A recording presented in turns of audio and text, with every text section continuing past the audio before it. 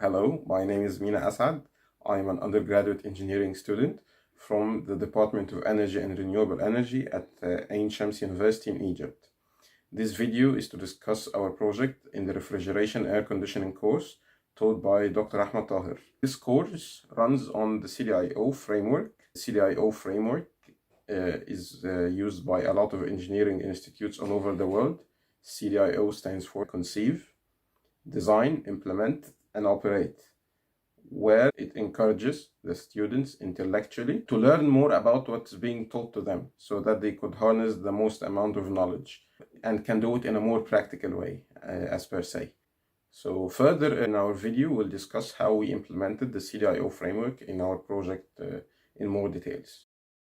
What is our project? Well, we made a portable air conditioner that would blow cold and partially dehumidified air.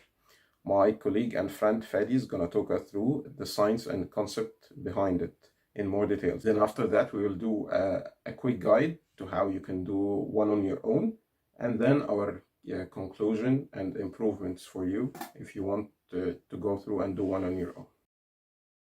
Through our study in the refrigeration and air conditioning course, we have came across different refrigeration cycles, the most conventional being the vapor compression cycle. Also, we have discussed some unconventional refrigeration cycles, such as the thermoelectric cooling and the absorption cycle. We have got interested in the thermoelectric cooling since we can easily construct and design a small working prototype, and because its components are readily available in the Egyptian market.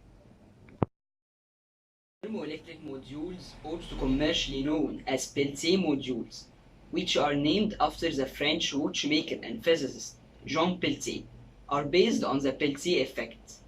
Peltier effect is very similar to the popular Seebeck effect used by the thermocouples.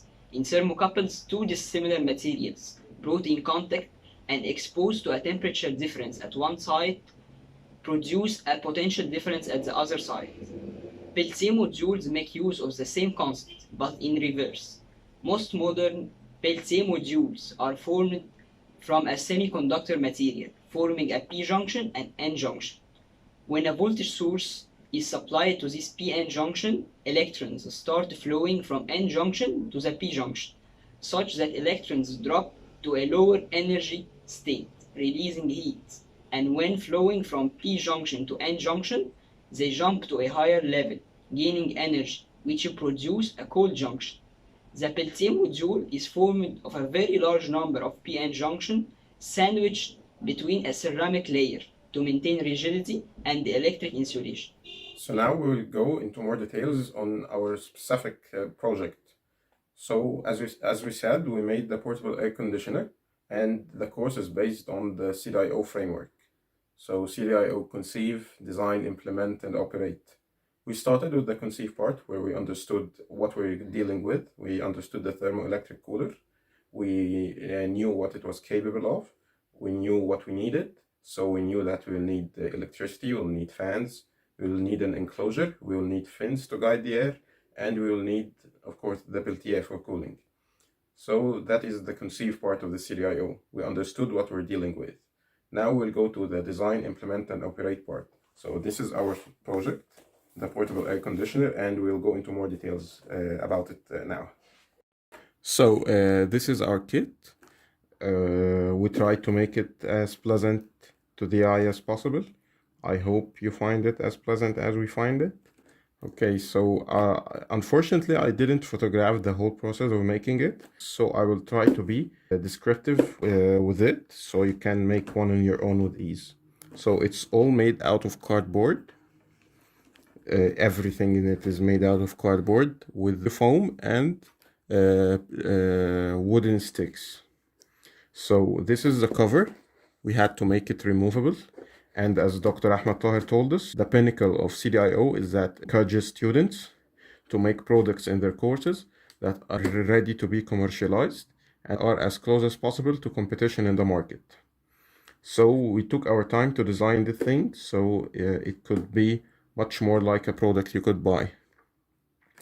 So the cover is removable, easily removable, and it will land in the same spot everywhere. And we did this by making guides.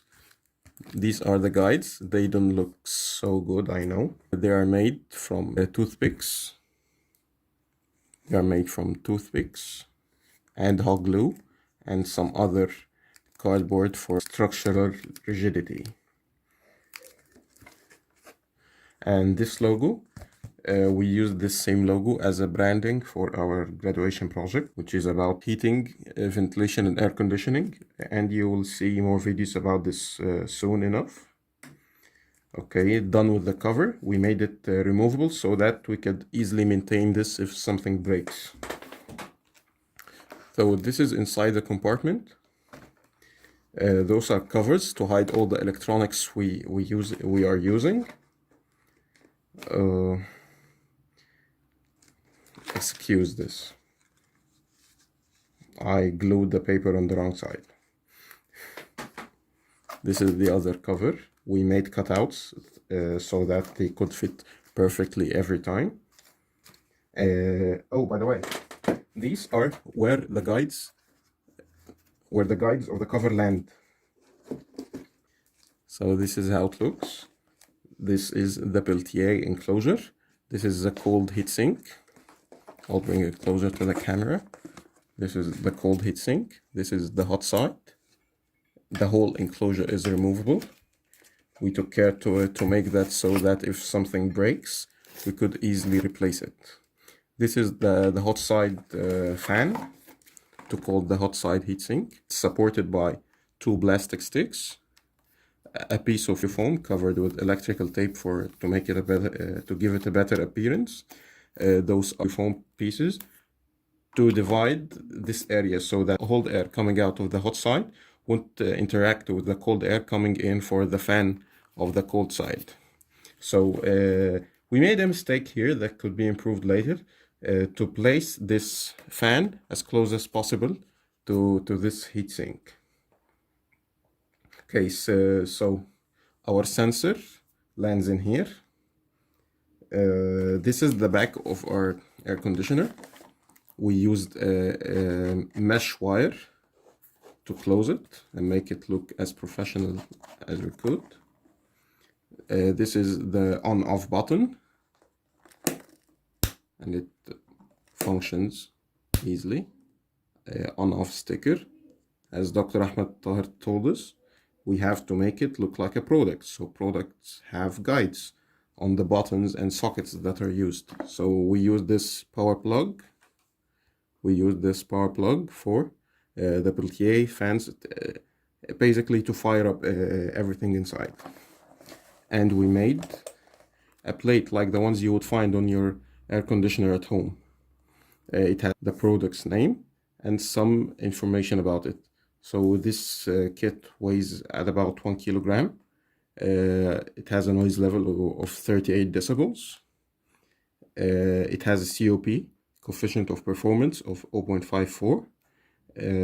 The hot side temperature, when it's fixed with the heatsink and cold air, is at 25 degrees Celsius. To the electricals inside, they don't look very pleasant, as this was an illustration for the idea, not a product you would use. But these breadboards, they have the microcontroller to read the temperature and humidity of the air here. The microcontroller takes the temperature and humidity readings from the sensor and displays them on this LCD screen. So we have this sticker as well.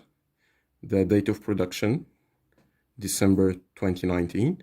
Designed and manufactured for Dr. Ahmed Taher in refrigeration air conditioning course, with the course code, our university's logo, the CDIO International logo. We also have proudly made in Egypt sticker. So back to the back. This is the Arduino board and batteries to run it for remote controlling. We can remotely control this.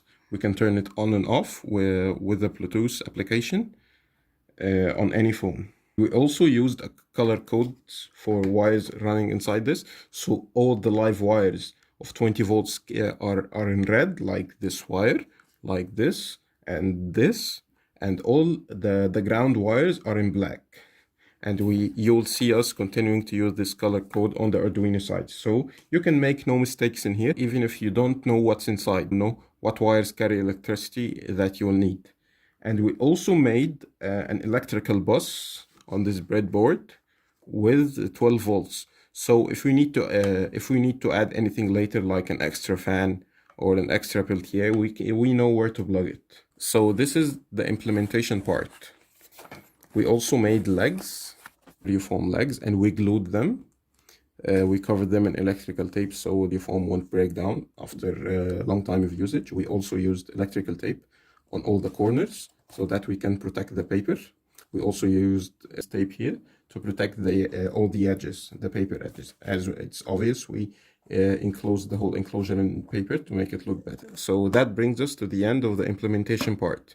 So we conceived the idea, we designed the kit, and we implemented it. Now operation. You'll see it in a video now.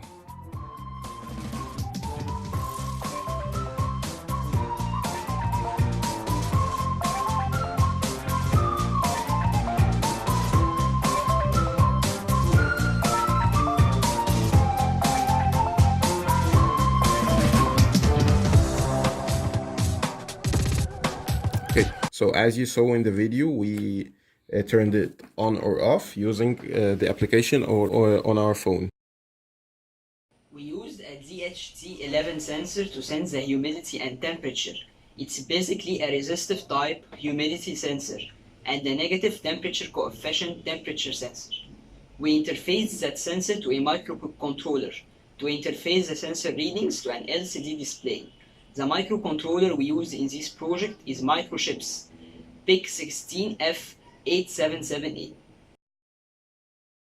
It's basically a Bluetooth module connected to an Arduino, supplied from a separate power supply such as batteries. So after the conceiving, designing, and implemented, we operated it and noticed that after some time of operation, the cold heatsink gets too cold, it starts condensating water on it. So as this is made of cardboard, water ruins cardboard, of course. So we had to come up with a solution. So at the bottom of the heatsink, let me remove it so we can easily look at it. So at the bottom of the heatsink, we have foam. We have cutting grooves inside it, so it will guide water that will drop here to drop here. And under that part, we also made guides so that our heatsink and Peltier enclosure would drop in nicely every time. As you see, guides in here. So we took a piece of cardboard, I don't know what it's called, it's from a cheese box, and made a hole inside it and aligned it with the hole we made at the bottom of the kit. Here it is. And we filled that hole with a straw and we made it flush with the surface here. And we made sure that this enclosure is curved towards the surface. We also covered it in a plastic bag that I glued to this part so that water, when it drops out of here, it drops inside this hole and drops out of the air conditioner like it does in a normal household air conditioner, so that it wouldn't deteriorate this enclosure. We also noticed that after a long time, this hot side heatsinks gets very hot. So we had to come up with something that would cool it off. So we made this fan and attached it here. And we noticed significant performance improvements after this. Before it, the air would only drop to 19 degrees Celsius when it's 25 ambient or 26. And after some time, it will go up to 22. After putting this fan, we can sustain an airflow of 17 and 18 degrees Celsius in here.